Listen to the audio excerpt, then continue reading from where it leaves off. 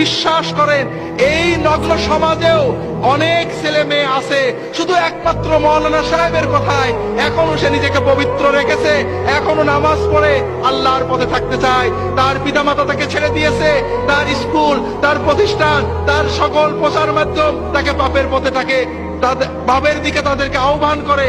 এরপরেও ওই যুবক, ওই কিশোর শুধুমাত্র ইমানি চেতনায়, শুধুমাত্র আল্লাহর ভয়ে এখনো ভালোর পথে থাকে।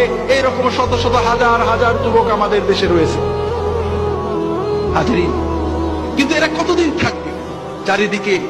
চারিদিকে ইমান চোর কারখানা খোলা হয়েছে, বাঁচাতে হবে। এই বাঁচানোর, আমার ছেলে, আপনার ছেলের ইমান বাঁচানোর দায়িত্ব আমাদের সরকারের, ঠিক না ভাই?